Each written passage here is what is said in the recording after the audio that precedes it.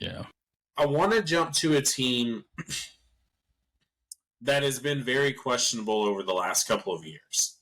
And they're a team that I want to believe in because I want to believe in their quarterback. But for some reason, I just can't fully trust the Jacksonville Jaguars and Trevor Lawrence.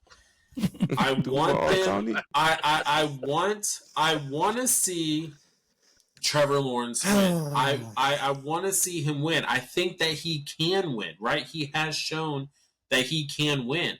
Mm-hmm. But if you look at some of his stats compared to other quarterbacks, which I will not name, just so then that way I save myself from being absolutely obliterated in the comments. But go and look at it yourself. Go and look up and compare the stats to Trevor Lawrence to some of the quarterbacks who he kind of came in the league with, and also the quarterbacks that were in the draft class after him as well.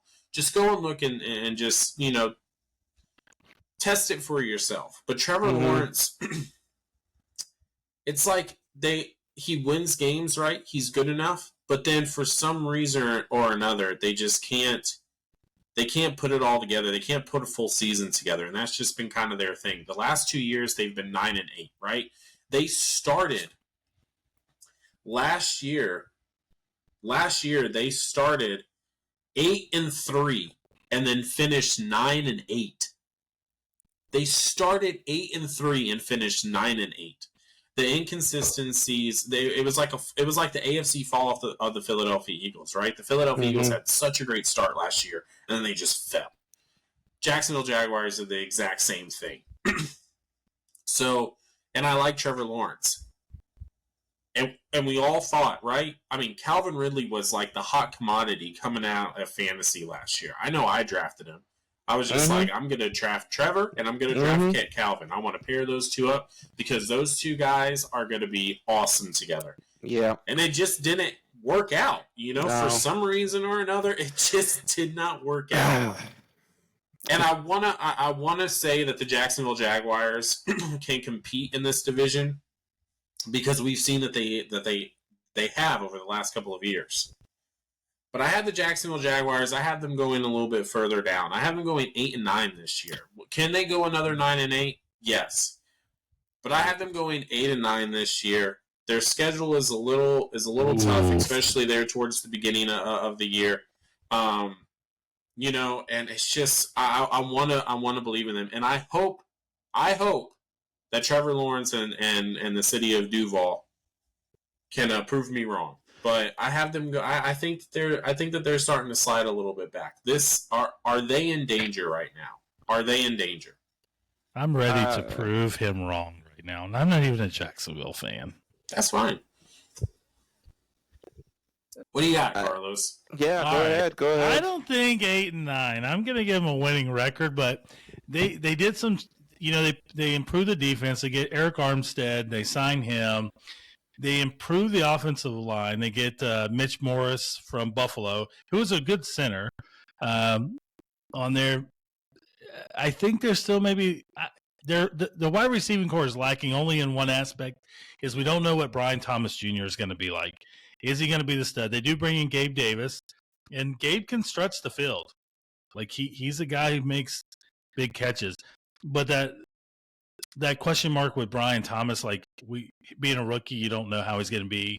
They get Ira Cleveland signed, so they sure up the offensive line pretty well. I don't know what the record's going to be. I want to give them like an 11-6, 10-7, but I don't think they're going to be a losing team this year. I think they're good enough to. It's only because they have Tennessee and the Colts in their division. And I don't think those are two really good teams. I don't. I think those teams have huge holes where they could get wins. But I definitely don't see them as an 8-9. I am.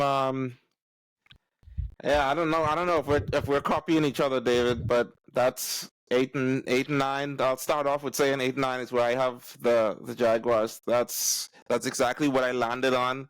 And I mean, Carlos, I feel the same as you, though. Like, I feel like I wanted to find. I was like, I like this team.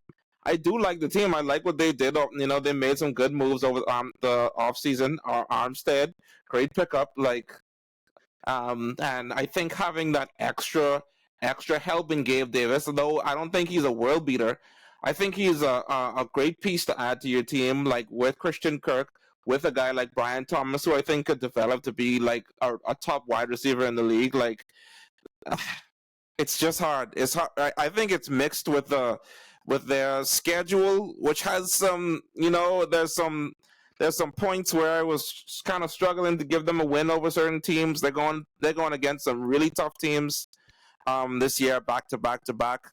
I don't know. I know that Trevor Lawrence had the rough start. He had the Urban Meyer year, right? Like it's a wash. Like Urban Meyer is there, like beating his players with whatever he was doing, like whatever he was, giving the whole 2-finger special. Yeah, I hate that guy. It was the same thing Chip Kelly tried to do in college, right? You can't transfer your college stuff to the pros. It doesn't work. It doesn't work. Fly back with your team, especially if you just lost the game. Like, what are you doing? Urban Meyer is a piece of trash. I'm glad I could start the Urban Meyer dump. Good job. But no, I'm just saying, I give Trevor Lawrence that. Like, Trevor Lawrence, take that year. No one could win in that situation. But like coming into his third season, I think there's a lot of questions that need to be answered by Trevor Lawrence.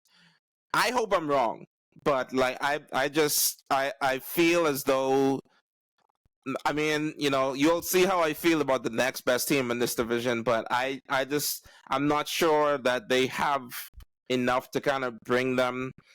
I don't know. I like Trevor Lawrence. I don't know if he's the promised one. I don't know if he's the guy that's going to bring them a Super Bowl.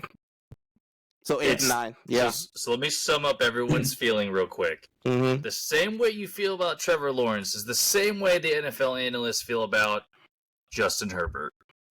You just want to give him the bone, right? You just want to give him the benefit of the doubt. They have all the intangibles and the talent and all this supporting cast. But what you're going to get out of the Jags is 8-9.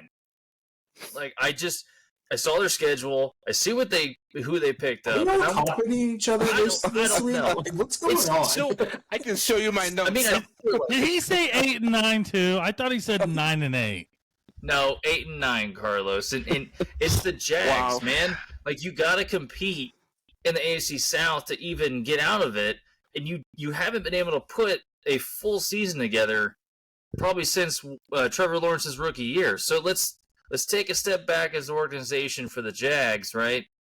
And just kind of reevaluate, right? This may be one of those times where they have to pick up another guy at a free agency that just wasn't picked up or cut or whatever.